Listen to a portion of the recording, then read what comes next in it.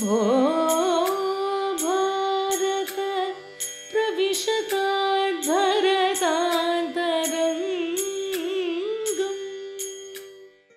ನಮಸ್ಕಾರ ಸ್ನೇಹಿತರೆ.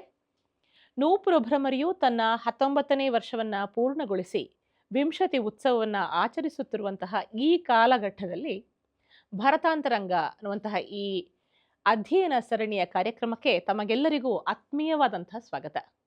ನಾನು ನಿಮ್ಮ ಡಾಕ್ಟರ್ ಮನೋರಮಾ BN, ನೂಪುರ ಭ್ರಮರಿ ಸಂಸ್ಥೆಯ ಪ್ರಾಚಾರ್ಯೆ, ಸಂಶೋಧಕಿ ಹಾಗೆ ಸಂಪಾದಕಿ. ಈ ಸಂಚಿಕೆಯಲ್ಲಿ ಭರತ ವಾಕ್ಯ ಏನು, ಎತ್ತ, ಹೇಗೆ ಎಂಬುದನ್ನು ನಾವು ನೋಡೋಣವೇ. ಈ ವಿಸ್ತಾರವನ್ನು ನಮಗೆ ಇನ್ನೊಂದಷ್ಟು ಹಾರ್ದವಾಗಿಸೋದಕ್ಕೆ ನಮ್ಮೊಂದಿಗೆ ಇರುವವರು ವಿದ್ಯಾವಾಚಸ್ಪತಿಗಳಾದಂತಹ ಉಮಾಕಾಂತ ಭಟ್ಟ ಕೆರೆಕೈ ಅವರು. ಇವರು ಯಕ್ಷಗಾನ ತಾಳಮದ್ದಳೆಯಲ್ಲಿ ಅಗ್ರಪಂಕ್ತಿಯ ಕಲಾವಿದರು, ವ್ಯಾಕರಣ ವಿಚಕ್ಷಣರು, ಭಾರತದ ಹಲವು ಶಾಸ್ತ್ರ ವಿಚಾರಗಳ ಬಗ್ಗೆ ಇವರಿಗೆ ಅಪಾರವಾದಂತಹ ಪಾಂಡಿತ್ಯವಿದೆ. ಅವರನ್ನು ನಾವು ಕೇಳುವುದೇ ನಮ್ಮ ಸುಕೃತ. ಬನ್ನಿ, ಈ ಸಂಚಿಕೆಯನ್ನು ನಾವು ಆನಂದಿಸೋಣ. ನಮಸ್ಕಾರ. ನಮಸ್ಕಾರ. ನಾವು ಮೊದಲ ಸಂಚಿಕೆಯಲ್ಲಿ ಭರತಾಚಾರ್ಯನ ಬಗ್ಗೆ ಮಾತಾಡ್ತಾ ಭರತನ ಆ ಒಂದು ವಿಶಾಲ ಕ್ಷೇತ್ರವನ್ನು ನಾವು ಬಗೆ ಮುಗಿದಿದ್ವಿ. ಒಂದು ವಿಷಯವನ್ನು ಆಗಲಿಂದಲೂ ಕೇಳಬೇಕು ಅಂತ ನಾನು ಗಮನಿಸ್ತಾ ಇದ್ದೆ. ಸಾಮಾನ್ಯವಾಗಿ ನಾವು ಲೋಕದಲ್ಲಿ ಮಾತಾಡ್ತಾ ಇದು ಫೈನಲ್ ಅಂತ ಹೇಳಿದಾಗ ಭರತವಾಕ್ಯ ಅಂತ ಒಂದು ಪ್ರಯೋಗವನ್ನು ನಾವು ಮಾಡ್ತಾ ಬಂದಿದ್ದೇವೆ. ಈ ಭರತವಾಕ್ಯ ಅನ್ನುವಂತಹ ಈ ಪರಿಭಾಷೆಯ ಹಿನ್ನೆಲೆ ಮುನ್ನೆಲೆಗಳಿಗೇನು, ಯಾವ ರೀತಿಯಿಂದ ಇದು ಪ್ರಯುಕ್ತವಾಯಿತು ಅಂತ ತಿಳಿಸ್ಕೊಡ್ಬೋದಾ? ಮುಖ್ಯವಾದ ವಿಷಯ ಇದು. ಭರತಸ್ಯ ವಾಕ್ಯಂ ಭರತವಾಕ್ಯಂ ಅಂತ. ಭರತ ಅಂದರೆ ನಟ. ನಮಗೆ ಬೇರಿಂದ ಬೇರೆ ಯೋಚನೆ ಮಾಡಿದರೆ ನಟನಾದವನ ಒಂದು ಮಾತು ಅಂತ. ಈ ಭರತವಾಕ್ಯವನ್ನು ಕವಿಯಾದವನೇ ಬರೆದಿರಬಹುದು. ಅದು ಕವಿಯ ವಾಕ್ಯವಾದರೂ ಭರತವಾಕ್ಯ ಆಗೋದು ರಂಗದಲ್ಲಿ ಹೇಳಲ್ಪಟ್ಟಾಗ ಮಾತ್ರ. ಹೌದು. ರಂಗಸ್ಥಳದಲ್ಲಿ ಆಡಬೇಕಾದ ಮಾತು ಅದು ಭರತವಾಕ್ಯ ಅಂತ. ಈ ಭರತವಾಕ್ಯ ಯಾರಿಗೆ ಅಂತ ಕೇಳಿದರೆ ಸಹೃದಯರಿಗೆ. ಒಂದು ರಂಗ ಪ್ರದರ್ಶನ ರೂಪಕ ಅದನ್ನು ಸಾಕ್ಷಾತ್ಕಾರ ಮಾಡಿಕೊಡ್ತಾ ಇದ್ದ ಸಹೃದಯರಿಗೆ ಶುಭವಾಗಲಿ, ಒಳ್ಳೆಯದಾಗಲಿ, ಮಂಗಲವಾಗಲಿ ಅಂತ ಹಾರೈಸುವ ಒಂದು ಮಾತು, ಅದನ್ನು ಭರತವಾಕ್ಯ ಅಂತ. ನಾಟಕದ ಕೊನೆಯಲ್ಲಿ ಆಡುವ ಮಾತು. ಹೌದು. ರೂಪಕದಲ್ಲಿ ನಾಟಕದಲ್ಲಿರುವ ವಸ್ತುವನ್ನೇ ಇಟ್ಟುಕೊಂಡು ಬೇಕಾದರೂ ಈ ವಾಕ್ಯ ಬರಬಹುದು, ಅಥವಾ ಅದಕ್ಕೆ ಹೊರತಾಗಿ ಬೇಕಾದರೂ ಈ ವಾಕ್ಯ ಇರಬಹುದು.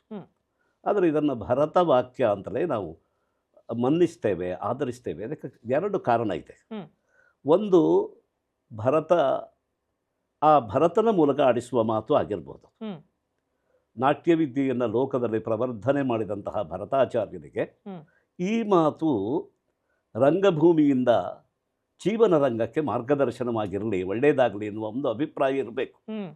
ಆದ್ದರಿಂದಲೇ ನಾಟಕ ಲಕ್ಷಣದಲ್ಲಿ ಕೊನೆಗೆ ಕಾವ್ಯೋಪಸಂಹಾರ ಮಾಡುವಾಗ ಈ ಭರತವಾಕ್ಯ ಅಂತ ಒಂದು ಪ್ರಯೋಗವನ್ನು ಹೇಳಿದ್ದಾರೆ. ಇದು ರಂಗ ಪ್ರದರ್ಶನದ ಕೊನೆಯ ಅಂಗ, ರಂಗ ಪ್ರದರ್ಶನದ ತುದಿಯ ಅಂಗ ಇದು. ಆದ್ದರಿಂದ ಇದರಲ್ಲಿ ಯಾರ ಸ್ವಾತಂತ್ರ್ಯ ಇದೆ ಅಂತ ಕೇಳಿದ್ರೆ ಭರತಾಚಾರ್ಯನ ಸ್ವಾತಂತ್ರ್ಯವೇ ಇದೆ. ಕವಿಯಾದವನು ಈ ವಾಕ್ಯವನ್ನು ಬರೆದರೂ ಭರತನ ಹೃದಯದಿಂದ ಈ ವಾಕ್ಯ ಬರಿಬೇಕು. ಈ ವಾಕ್ಯವನ್ನು ಉಚ್ಚಾರ ಮಾಡುವವನು ಭರತನೇ ಆದರೂ, ನಾಟಕ ವ್ಯಕ್ತಿಯ ಆದರೂ, ನಟನೇ ಆದರೂ ಕೂಡ ಅವನು ಭರತನನ್ನು ಸ್ಮರಿಸಿಕೊಳ್ತಾ ಕವಿಯ ಅಂತರಂಗದಿಂದ ಈ ಮಾತನ್ನು ಹೇಳಬೇಕು. ಆದ್ದರಿಂದ ಇದು ಭರತವಾಕ್ಯ ಅಂತ. ನೋಡಿ, ಭರತವಾಕ್ಯದಿಂದ ಭರಿತರಾಗುವರು ಸಹೃದಯರು. ಆದ್ದರಿಂದ ಇದು ತುಂಬುವ ಮಾತು. ಇದು ಏನನ್ನು ತುಂಬುತ್ತಾ ಇದ್ದಾನೆ ಅಂತಂದರೆ, ನಾವು ನಾಟ್ಯಶಾಸ್ತ್ರದ ಒಂದು ಪ್ರಯೋಜನವನ್ನೆಲ್ಲ ಗಮನಿಸಿದರೆ ಆ ಪ್ರಯೋಜನಗಳನ್ನು ತುಂಬಿಸುವ ಮಾತಾಗಿರುತ್ತೆ. ಅದರ ಜೊತೆಗೆ ಒಂದು ಸದಾಶಯವನ್ನು ಲೋಕದಲ್ಲಿ ಬೆಳೆಸುವ ಮಾತಾಗಿದೆ. ಆದ್ದರಿಂದಲೇ ನಾಟಕವಲ್ಲದೇ ಇದ್ದರೂ, ರೂಪಕವಲ್ಲದೇ ಇದ್ದರೂ ಇದು ಕೊನೆಯ ಮಾತು, ಇದು ಎಲ್ಲರಿಗೆ ಬೇಕಾದ ಮಾತು, ಎಲ್ಲರನ್ನು ತುಂಬಿಸುವ ಮಾತು ಎಂಬ ಅಭಿಪ್ರಾಯದಂದರೆ ಇದು ಕಡೆಯಲ್ಲಿ ಭರತವಾಕ್ಯ ಅಂತ ಹೇಳೋದು. ಅದರಿಂದ ಭರತವಾಕ್ಯವನ್ನು ಉಚ್ಚರಿಸುವವನಿಗೆ ಸಾಂಸ್ಕೃತಿಕವಾದ ಬಹಳ ದೊಡ್ಡ ಭಾರ, ಒಂದು ಹೊಣೆಗಾರಿಕೆ ಇದೆ, ಸಂಸ್ಕಾರದ ಭಾರ ಇದೆ. ಆ ಹೊಣೆಗಾರಿಕೆಯಿಂದ ಆಡುವ ಮಾತು ಭರತವಾಕ್ಯವಾಗತ್ತೆ. ಸಭೆ ಸಮಾರಂಭಗಳಲ್ಲಿ ಕೂಡ ಅದೇ. ಇದು ಭರತವಾಕ್ಯ ಅಂತಂದರೆ ಒಬ್ಬ ಆರ್ಗನೈಸ್ ಮಾಡಿದ, ಸಂಘಟನೆ ಮಾಡಿದ ಸಂಸ್ಥೆಗೂ ಆ ಕಾರ್ಯಕ್ರಮದಲ್ಲಿ ಪಾಲ್ಗೊಂಡವರಿಗೂ ಎಲ್ಲರಿಗೂ ಒಂದು ಸದಾಶಯವನ್ನು ವಿಸ್ತರಿಸುವ, ಎಲ್ಲರನ್ನೂ ತುಂಬಿಸುವ ಮಾತಾಗಿರುತ್ತೆ. ಕೊನೆಯ ಮಾತು. ಭರತವಾಕ್ಯ ಹ್ಮ್. ರಂಗ ಪ್ರದರ್ಶನದ ಕೊನೆಯ ಮಾತು ಆಗಿರುತ್ತೆ. ಹ್ಮ್ ಹ್ಮ್. ಈ ಮಾತಿಗೆ ಯಾಕೆ ಪ್ರಾಮುಖ್ಯ ಬಂದಿದೆ ಅಂತ ಕೇಳಿದರೆ, ಅಲ್ಲಿಯವರೆಗೆ ಅದು ಕಲಾರಂಗವಾಗಿತ್ತು. ಹ್ಮ್. ಕಲಾರಂಗದಿಂದ ಜೀವನ ರಂಗಕ್ಕೊಂದು ಸಂದೇಶ ಬರುತ್ತೆ. ಆಹಾ. ಆದ್ದರಿಂದ ಇದು ಸೇತುವಾಕ್ಯ ಆಯಿತು. ಹೌದು. ಕಲೆಯನ್ನು ನೋಡಿ, ರೂಪಕವನ್ನು ದರ್ಶನ ಮಾಡಿ, ರೂಪಕದ ರೂಪದಿಂದ ಪ್ರಭಾವಿತರಾಗಿ ಹ್ಮ್. ಒಂದು ರಸಾನುಭವದ ಸದೃಶವಾದ ಅನುಭೂತಿಯನ್ನು ಪಡೆದು ಅಥವಾ ರಸಾನುಭವವನ್ನೇ ಪಡೆದು ಹ್ಮ್. ಮನೆಗೆ ತೆರಳುವ ಸಹೃದಯರಿಗೆ, ಸಾಮಾಜಿಕರಿಗೆ ಒಂದು ಮಾರ್ಗದರ್ಶಕವಾದ, ಅವರನ್ನು ತುಂಬಿಸಿಕೊಡುವ ಬುತ್ತಿ ಕೊಟ್ಟಾಗೆ, ಹೌದು. ಯಾತ್ರಿಕನಿಗೆ ಕೊಡುವ ಬುತ್ತಿಯಂತೆ ಇದು ಬೋಧ ಮೋದಗಳ ಒಂದು ಮೋದಕದಿಂದ ತುಂಬಿದ ಬುತ್ತಿ ಅಂತ ಇಟ್ಕೊಳಿಸಿ. ಆಹಾ. ಅಂತಹ ವಾಕ್ಯ ಭರತವಾಕ್ಯ ಇದು. ಭರತವಾಕ್ಯ ಕೇಳುವಾಗಲೇ ನಮಗೆ ರೋಮಾಂಚ ಆಗತ್ತೆ, ಹೌದು. ಅದು ಹಾಗಿದೆ ಅಂತ. ಇದರ ಪ್ರಭಾವ ಎಷ್ಟಾಗಿದೆ ಅಂದರೆ, ಒಂದು ಪುರಾಣ ವಾಚನ ನಡೆದರೆ, ಹ್ಮ್. ಕಾವ್ಯ ವಾಚನ ನಡೆದರೆ ಅಲ್ಲೂ ಭರತವಾಕ್ಯವನ್ನು ಹಾಡ್ತಾರೆ. ಹ್ಮ್ ಹ್ಮ್. ಸ್ವಸ್ತಿ ಪ್ರಜಾಭ್ಯ ಪರಿಪಾಲಯಂತಾಂ ಹೌದು. ನ್ಯಾಯೇನ ಮಾರ್ಗೇಣ ಮಹಿಂ ಮಹಿಷಾ ಗೋಬ್ರಾಹ್ಮಣೇಭ್ಯ ಶುಭಮಸ್ತು ನಿತ್ಯಂ ಲೋಕಾ ಸಮಸ್ತಾ ಸುಖಿನೋ ಭವಂತು. ಹೌದು. ಈ ಭರತವಾಕ್ಯ ಇದು ಬಹಳ ಪ್ರಾಚೀನ ಕಾಲದಿಂದ ಪ್ರಚಲಿತ ಇರುವ ಭರತವಾಕ್ಯ. ಅಲ್ಲೂ ಕೂಡ ಇದೇ ಆಶಯ ನಮಗೆ ಕಾಣುತ್ತೆ. ಇದನ್ನು ಭಾವಿಸುವಾಗ ನನಗೊಂದು ಅನಿಸಿದೆ. ನಟ ಕುಶೀಲವಾಹ ಅಂತ ಹೇಳಿ ಹ್ಮ್. ಈ ನಟರು, ಹಾಡುಗಾರರು, ಇವರ ಬಗ್ಗೆಲ್ಲ ಸಮಾಜದಲ್ಲಿ ಒಂದು ಬಗೆಯ ಪ್ರೀತಿ ಇದೆ, ಹ್ಮ್. ಜೊತೆಗೆ ಅವಜ್ಞೆಯೂ ಇದೆ. ನಿಜ. ಈ ಅವಜ್ಞೆಯನ್ನು ನಿಜವಾಗಿ ದೂರ ಮಾಡೋದಕ್ಕೆ ಇರುವಂಥ ಒಂದು ಮಾತಿದು. ಹ್ಮ್ ಹ್ಮ್. ಯಾಕೆ ಅಂತ ಕೇಳಿದರೆ, ಇದು ಇಡೀ ಸಮಾಜಕ್ಕೆ ಮಾರ್ಗದರ್ಶಕವಾದಂಥ ಒಂದು ಮಾತು. ನಿಜ. ಉಳಿದವರಿಗೆ ಹೇಗೆ ಒಂದು ರಾಷ್ಟ್ರಧರ್ಮ ಇದೆಯೋ, ಹಾಗೆ ಕಲಾವಿದರು, ನಟರು, ಹಾಡುಗಾರರು ಇವರಿಗೂ ಒಂದು ರಾಷ್ಟ್ರಧರ್ಮ ಇದೆ. ಹೌದು. ಇದು ಭರತರ ಅಂದರೆ ನಾಟಕದಲ್ಲಿ ಪಾತ್ರಗೊಳ್ಳುವ ಪಾತ್ರಧಾರಿಗಳ, ರಂಗಪ್ರದರ್ಶನ ಮಾಡುವ ಕಲಾವಿದರ ರಾಷ್ಟ್ರಧರ್ಮ ಇದು ಅಂತ. ಆಹಾ. ರಾಷ್ಟ್ರಕ್ಕೆ ಒಳ್ಳೆಯದಾಗಲಿ, ಪ್ರಜೆಗಳಿಗೆ ಒಳ್ಳೆಯದಾಗಲಿ, ಸಕಾಲದಲ್ಲಿ ಮಳೆಯಾಗಲಿ, ನಮ್ಮನ್ನು ಆಳುವ ಪ್ರಭುವಿಗೆ ಒಂದು ಒಳ್ಳೆಯ ಚಿತ್ತವೃತ್ತಿ ಇರಲಿ, ಹೌದು. ಸಮಾಜದಲ್ಲಿರುವ ಎಲ್ಲ ವ್ಯವಸ್ಥೆಗಳು ಜೀವಂತವಾಗಿರಲಿ. ಎಷ್ಟು ರೀತಿಯ ಭರತವಾಕ್ಯಗಳಿದೆ. ಹೌದು. ಈ ಭರತವಾಕ್ಯಗಳ ಬಗ್ಗೆ ಒಂದು ಸಂಶೋಧನಾತ್ಮಕವಾದ ಪ್ರಬಂಧ ಮಾಡ್ಬೋದು. ಹೌದು. ಭರತನೇ ನಾಟ್ಯಶಾಸ್ತ್ರದ ಕೊನೆಯ ಅಧ್ಯಾಯದಲ್ಲೂ ಕೂಡ ಸವಿಸ್ತಾರವಾದ ಭರತವಾಕ್ಯವನ್ನ ಹೇಳಿದ್ದಾನೆ. ಆದ್ದರಿಂದ ಮೊದಲ ಅಧ್ಯಾಯದಲ್ಲೂ ಕೂಡ ನೀವು ಹೇಳುವ ರೀತಿಯಲ್ಲಿ ಉಪದೇಶ ಜನನಂ ನಾಟ್ಯಮೇತದ್ ಭವಿಷ್ಯತಿ ಅನ್ನುವ ತರದಲ್ಲಿ ಅವನು ಯಾಕೆ ಹೇಳ್ದ ಅನ್ನೋದು ಈ ಮಾತಿನಿಂದ ನಂಗೆ ಸ್ಪಷ್ಟಪಡ್ತಾ ಇದೆ. ಹೌದು. ಒಟ್ಟಿನಲ್ಲಿ ಕಲೆ ಅಲೌಕಿಕಕ್ಕೆ ಏರ್ಬಿಟ್ಟು ಲೌಕಿಕ ಆಗುವಂತಹ ಒಂದು ದಾರಿಯನ್ನ ನೀವು ತೋರಿಸ್ಕೊಡ್ತಾ ಇದ್ದೀರಾ ಈ ದೃಷ್ಟಿ. ಆದ್ದರಿಂದ ಭರತವಾಕ್ಯಕ್ಕಿಂತ ಒಂದು ಮಹತ್ವ ಇದೆ. ಇದು ಕಲಾವಿದರ ರಾಷ್ಟ್ರಧರ್ಮ ಅಂತ. ಆಹಾ. ಈಗ ಮನೆಯಲ್ಲಿ ನಾವು ಮದುವೆ, ಮುಂಜಿ, ಬೇರೆ ಬೇರೆ ಕಾರ್ಯಕ್ರಮಗಳನ್ನು ವೈಯಕ್ತಿಕವಾಗಿ ಮಾಡ್ತೇವೆ. ಹೌದು. ಮಾಡುವಾಗ ಆಯಾ ಒಂದು ಸಂಸ್ಕಾರವನ್ನು ತಂದುಕೊಡುವ ಹೋಮ ಹವನಗಳಿದೆ. ಹೌದು. ಆ ಹವನಗಳಲ್ಲಿಯೂ ಕೂಡ ಅಮಾತ್ಯ ಹೋಮ, ರಾಷ್ಟ್ರಭೃನ್ ಮಂತ್ರ ಅಂತ ಓಹೋ. ಕೆಲವು, ಅದು ರಾಷ್ಟ್ರವನ್ನು ಭರಣ ಮಾಡುವ, ತುಂಬುವ ಮಂತ್ರಗಳು ಅಂತಿದೆ. ಹ್ಮ್ ಹ್ಮ್. ಈಗ ಉದಾಹರಣೆಗೆ ನನ್ನ ಮಗನ ಉಪನಯನ ಆದರೂ ರಾಷ್ಟ್ರಕ್ಕೆ ಇದು ಒಳ್ಳೆಯದಾಗಲಿ ಅಂತ ಹೇಳಿ ಆಹುತಿ ಕೊಡೋದು. ನಿಜ ನಿಜ. ಅದು ವೈದಿಕರ ರಾಷ್ಟ್ರಧರ್ಮ. ಅದು ಹೌದು ಹೌದು. ರಾಷ್ಟ್ರ ಅಂದರೆ ನಾವು ಮಾತ್ರ ಇರ್ತೇವೆ ಅಂತಲ್ಲ, ನಮ್ಮನ್ನು ಒಳಗೊಂಡಂತಹ ಕೋಟಿ ಕೋಟಿ ಪ್ರಜೆಗಳಿರ್ತಾರೆ. ಹೌದು. ಅವರೆಲ್ಲರ ಹಿತಕ್ಕೆ ನಮ್ಮ ಮಗನ ಮುಂಜಿಯಲ್ಲೂ ನಾವು ದೇವತೆಗಳಿಗೆ ಅವರನ್ನು ಆಹ್ವಾನ ಮಾಡಿ ಆಹುತಿ ಕೊಡುವ ಒಂದು ಕ್ರಮ ಇದೆ. ಅದು ವೈದಿಕರ ರಾಷ್ಟ್ರಧರ್ಮ ಹೇಗೋ ಹಾಗೆ ಈ ಭರತವಾಕ್ಯವೆಂಬುದು ನಟರ, ಗಾಯಕರ, ರಂಗಪ್ರಯೋಗ ಮಾಡುವವರ ರಾಷ್ಟ್ರಧರ್ಮ ಇದು. ಆಹಾ, ಎಷ್ಟು ಸೊಗಸಾಗಿ ಹೇಳಿದ್ರೆ. ಅಂದ್ರೆ ಪ್ರತಿ ಕಲಾವಿದನಿಗೂ ಕೂಡ ಎಂಥ ದೊಡ್ಡ ಜವಾಬ್ದಾರಿ ಇದೆ ಹಾಗಾದ್ರೆ. ಬಹಳ ದೊಡ್ಡ ಆದ್ದರಿಂದಲೇ ಅವರಿಗೆ ಗೌರವ. ಹೌದು. ಈಗ ಕಲಾವಿದರ ಬಗ್ಗೆ ತಿರಸ್ಕಾರ ಬಂದಿದ್ದು ಅವರ ನಡವಳಿಕೆಯಿಂದ, ಹೌದು. ಅವರ ಬಗ್ಗೆ ಗೌರವ ಬಂದಿದ್ದು ಅವರ ಜವಾಬ್ದಾರಿಯಿಂದ. ಹೌದು. ನಟರ ಜವಾಬ್ದಾರಿ ನೋಡಿದಾಗ ನಮಗೆ ಅವರ ಬಗ್ಗೆ ಗೌರವ, ಆದರಾತಿಶಯ. ಹೌದು. ಅವರ ನಡವಳಿಕೆಯಲ್ಲಿ ಶೈಥಿಲ್ಯ ಇದ್ದಾಗ ನಮಗೆ ಬೇಸರ, ಎರಡೂ ಇರುತ್ತೆ. ಅದೇ ನೀವು ಹಿಂದಿನ ಸಂಚಿಕೆಯಲ್ಲಿ ಹೇಳಿದಾಗೆ ಕಲೆ ಒಬ್ಬನನ್ನ ಭೋಗಿಯೂ ಆಗಿಸ್ಬೋದು, ಯೋಗಿಯೂ ಆಗಿಸ್ಬೋದು ಅನ್ನುವಂತಹ ನೆಲೆಯಿಂದ ನೋಡಿದಾಗ ಅವನು ಯೋಗಿ ಆಗುವಂತಹ ನೆಲೆಯಲ್ಲಿ ಭರತವಾಕ್ಯ ಒಂದು ಹಂತ ಅಂತ ನಾನು ಒಂದು ಹಂತ, ಒಂದು ಪರೀಕ್ಷೆ ಕೂಡ. ಹೌದು. ಅವರ ಹೇಗೆ ಭರತವಾಕ್ಯವನ್ನು ಹೇಳಿದ ಅನ್ನೋದರ ಮೇಲೆ ಆ ರೂಪಕದ ಯಶಸ್ಸು ನಿರ್ಣಯ ಆಗ್ತದೆ. ಉದಾಹರಣೆಗೆ ನಾವು ಕಾಳಿದಾಸ ಕವಿಯ ಅಭಿಜ್ಞಾನ ಶಾಕುಂತಲದ ಭರತವಾಕ್ಯವನ್ನು ಗಮನಿಸಬಹುದು. ಬಹಳ ಚೆನ್ನಾಗಿದೆ ಅದು. ಪ್ರವರ್ತತಾಂ ಪ್ರಕೃತಿಹಿತಾಯ ಪಾರ್ಥಿವಃ ಸರಸ್ವತಿ ಶ್ರುತಿಮಹತಾಂ ಮಹೀಯಸಾಂ ಮಮಾಪಿ ಚ ಕ್ಷಪಯತು ನೀಲಲೋಹಿತಃ ಪುನರ್ಭವಂ ಪರಿಗತ ಶಕ್ತಿರಾತ್ಮಭೂಃ.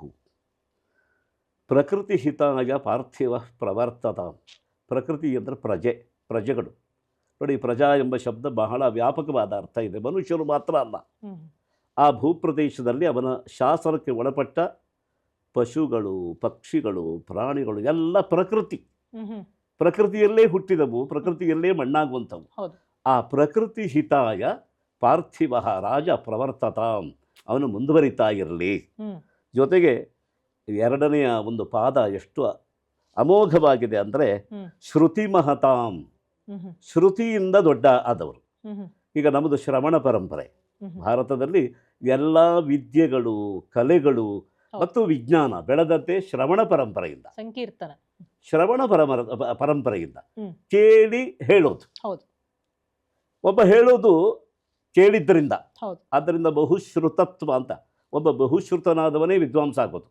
ಬಹಳ ಜನರಲ್ಲಿ ಬಹಳ ಕಾಲ ಬಹಳ ವಿಷಯವನ್ನು ಕೇಳಿರ್ಬೇಕು ಅವರು, ಅಂಥವನನ್ನು ಬಹುಶ್ರುತ ಅಂತ ಹೇಳ್ತೇವೆ. ಆದ್ದರಿಂದ ಶ್ರುತಿ ಮಹತಾಂ, ಕೇಳಿ ದೊಡ್ಡ ಬೆಳೆದವರು ಯಾರಿದ್ದಾರೋ ಹಾಗೆ ಮಹೀಯಸಾಂ, ದೊಡ್ಡಸ್ತಿಕೆಯನ್ನು ಪಡೆದವರು. ಆದ್ದರಿಂದ ಬಹಳ ದೊಡ್ಡವರು ಅಂತ ಹೇಳ್ತೇವಲ್ಲ, ಅವರು ಕೇಳಿ ದೊಡ್ಡವರಾದವರು, ನಡವಳಿಕೆಯಿಂದಲೂ ದೊಡ್ಡವರಾದವರು. ಅಂಥವರ ಸರಸ್ವತಿ ಪ್ರವರ್ತತಾಂ, ಅಂಥವರ ಮಾತು ಬೆಳಗಲಿ ಅಂತ.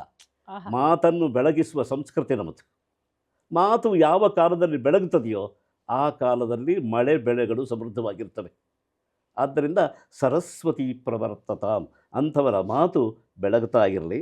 ಕೊನೆಗೆ ಕವಿ ಭಾಳ ಚೆನ್ನಾಗಿ ಹೇಳ್ತಾ, ನೀಲಲೋಹಿತ, ಕಂಠದಿಂದ ನೀಲ, ವರ್ಣದಿಂದ ಲೋಹಿತ, ಶಿವ ವಿಷಕಂಠ. ಆ ನೀಲಲೋಹಿತ ಎನ್ನುವಲ್ಲಿ ಶುಕ್ಲವೂ ಒಂದಿದೆ. ಸಾಂಖ್ಯ ಸಿದ್ಧಾಂತ ಪ್ರಕಾರ ಆ ತ್ರಿಗುಣಗಳ ಪ್ರತಿ. ಈಗ ಶುಕ್ಲ ಎಂಬ ವರ್ಣ ಅಂತರ್ಗತವಾಗಿದೆ. ನೀಲಲೋಹಿತ, ಅವನು ಏನು ಮಾಡ, ಮಮ ಪುನರ್ಭವಂ ಕ್ಷಪಯತು, ನನ್ನ ಈ ಪುನರ್ಜನ್ಮವನ್ನೇ ನೀಗಿಸಲಿ ಅಂತ. ಇದು ಪರಪ್ರಯೋಜನ. ಮೊದಲು ಅಪರ ಪ್ರಯೋಜನ. ಮಹಾರಾಜ ಹೀಗೆ ಆಡಳಿತ ಮಾಡಲಿ, ಲೋಕದಲ್ಲಿ ಮಾತಿನ ಯೋಗ್ಯತೆ, ಮಾತು ಪ್ರಮಾಣವಾಗಿ ಬದುಕಲಿ, ಬೆಳಗಲಿ ಅಂತ ಹಾರೈಸಿದ ಮೇಲೆ ಇದು ಐಹಿಕವಾದ ಪ್ರಯೋಜನ ಆಯಿತು.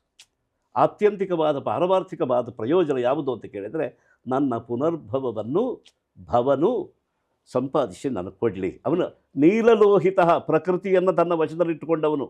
ನೀಲಲೋಹಿತ ಪ್ರಕೃತಿಯ ಗುಣ, ಅದನ್ನು ತನ್ನ ಮೈಗೆ ಅವನು ಲೇಪನ ಮಾಡ್ಕೊಂಡ್ಬಿಟ್ಟಿದ್ದಾನೆ. ಅಂದರೆ ತನ್ನ ಮೈಯೊಳಗೆ ಇಟ್ಕೊಂಡಿದ್ದಾನೆ ಆ ಪ್ರಕೃತಿಯನ್ನು. ನೀಲಲೋಹಿತ ಅಷ್ಟೇ ಅಲ್ಲ, ಪರಿಗತ ಶಕ್ತಿ, ಶಕ್ತಿ ಅವನನ್ನು ತಬ್ಬಿಕೊಂಡಿದ್ದಾಳೆ.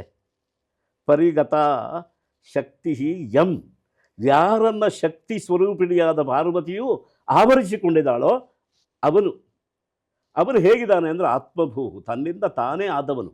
ಅವನನ್ನು ಆಗಿಸೋದಕ್ಕೆ ಯಾರೂ ಪ್ರಯತ್ನ ಮಾಡಬೇಕಾದ್ದಿಲ್ಲ.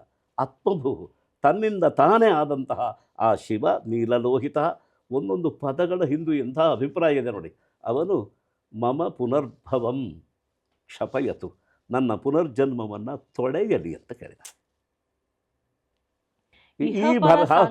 ಇಹಪರ ಸಾಂಗತ್ಯ, ಇದು ಭರತ ವಾಕ್ಯ. ನಾವೊಂದು ಸಾಮಾನ್ಯವಾಗಿ ಸಂತೋಷ ಪಡುವ ಒಂದು ರಂಗಪ್ರಯೋಗದಲ್ಲಿ ಇಷ್ಟು ದೊಡ್ಡ ಆಶಯವನ್ನು ತುಂಬೋದಿದೆಯಲ್ಲ, ಆ ಶಕ್ತಿ ಯಾವುದಕ್ಕಿದೆ? ಲೌಕಿಕ ಮತ್ತು ಅಲೌಕಿಕವನ್ನು ಬೆಸೆಯುವ ದಾರಿ ಇದು ಮಾತ್ರ. ಆದ್ದರಿಂದ ಭರತ ವಾಕ್ಯವೆಂಬುದು ವಿಧಾಯಕ ವಾಕ್ಯವಾದರೆ ಶಾಸನವಾಗತ್ತೆ, ಅನುಸಂಧೇಯ ವಾಕ್ಯ ಆದರೆ ಅನುಶಾಸನವಾಗತ್ತೆ. ಜೊತೆಗೆ ನಮ್ಮ ಅಂತರಂಗದಲ್ಲಿ ಭಾವಿಸಬೇಕಾದ ಮಾತಾದರೆ ಉಪನಿಷತ್ತು ಆಗತ್ತೆ. ಪ್ರಭು ಸಂಹಿತ, ಮಿತ್ರ ಸಂಹಿತ, ಎಲ್ಲ ಕಾಂದಾ ಸಂಹಿತ ಅಷ್ಟೂ ಆಗಿ ಉಪನಿಷತ್ತು ಆಗತ್ತೆ. ಆದ್ದರಿಂದ ಇದು ಭರತೋಪನಿಷತ್ ಅಂತ ಹೇಳುವುದಕ್ಕೆ ಯೋಗ್ಯವಾದ ಮಾತಿದು, ಕಾಳಿದಾಸ ಕೊಟ್ಟಿತ್ತು. ಭರತ ಸೂತ್ರವನ್ನು ಇಟ್ಟುಕೊಂಡು ಇಂಥ ದೊಡ್ಡದಾಗಿರುವಂಥ ಒಂದು ಪ್ರಯೋಜನವನ್ನು ಹೊಂದುವಲ್ಲಿ ನಮ್ಮ ಒಂದು ಜೀವನ ಮತ್ತು ಕಲೆ ಯಾವತ್ತೂ ಸಫಲ ಆಗಲಿ ಅಂತ ನಾನು ಕೇಳ್ಕೊಳ್ತಾ ಈ ಸಂಚಿಕೆಯನ್ನು ನಾನು ಮುಕ್ತಾಯ ಮಾಡ್ತಾ ಇದ್ದೇನೆ. ಅಭಿವಾದನೆಗಳು, ನಮಸ್ಕಾರಗಳು. ನಮಸ್ಕಾರ. ವೀಕ್ಷಕರೇ, ಕೇಳಿದ್ರಲ್ಲ, ನಿಮಗಿಷ್ಟ ಆಯ್ತಾ? ಹಾಗಿದ್ರೆ ಆಸಕ್ತರಿಗೆ ಹಂಚಿ. ನಮ್ಮಲ್ಲಿ ವಿಷಯನಿಷ್ಠವಾದಂತಹ ಕೋರ್ಸ್ಗಳು ಬಹಳಷ್ಟಿದೆ. ಅದನ್ನು ನೀವು ಪರಿಶೀಲಿಸಿ ನೋಂದಾಯಿಸಿಕೊಂಡು ಕಲಿಯಬಹುದು. ಹಾಗೆಯೇ ಪುಸ್ತಕಗಳು ಕೂಡ ಲಭ್ಯ ಇದೆ, ಅವನ್ನು ಕೂಡ ಖರೀದಿಸಿ ಓದಬಹುದು. ಮತ್ತು ನಮ್ಮ ಸಾಮಾಜಿಕ ಜಾಲತಾಣದಲ್ಲಿರುವಂತಹ ಗುಂಪು ಪುಟ ಖಾತೆಗಳನ್ನು ನೀವು ಪರಿಶೀಲಿಸಿದರೆ ಈ ಭರತಾಂತರಂಗ ಸಂಚಿಕೆಗಳಷ್ಟೇ ಅಲ್ಲದೆ ಈ ಹಿಂದಿನ ಅದೆಷ್ಟೋ ವಿಷಯನಿಷ್ಠವಾದಂತಹ ಅಧ್ಯಯನಪೂರ್ಣವಾದ ಎಷ್ಟೋ ಸರಣಿ ಕಾರ್ಯಕ್ರಮಗಳನ್ನು ನೀವು ಆಲಿಸಬಹುದು. ಬನ್ನಿ, ಈ ಕಾರ್ಯಕ್ರಮವನ್ನು ನಾವು ಮತ್ತಷ್ಟು ಯಶಸ್ವಿ ಮಾಡೋಣ. ನಿಮ್ಮ ಪ್ರೀತಿ, ಬೆಂಬಲ, ಹಾರೈಕೆ ನಮಗೆ ಬೇಕು, ನಮ್ಮನ್ನು ಪೊರೆಯಬೇಕು. ನಾವು ಇನ್ನೊಂದಷ್ಟು ಹೆಜ್ಜೆಗಳನ್ನು ಇಡೋದಕ್ಕೆ ಅದು ಸಹಕಾರಿಯಾಗಿರಬೇಕು. ಬನ್ನಿ ಸಿಗೋಣ. ನಮಸ್ಕಾರ. ಚೇತಪ್ರಸಾದ ಸದನಂ ವಸತಿಂ ಸುವಾಚಾಂ ಸದ್ವೃತ್ತದರ್ಶನತಲಂ ರಸವರ್ತ್ಮಗಮ್ಯಂ ಲೋಕಪ್ರಸಿದ್ಧ ಪುರುಷಾರ್ಥ ವಿಹಾರ ಭೂಮಿಂ ಭೋ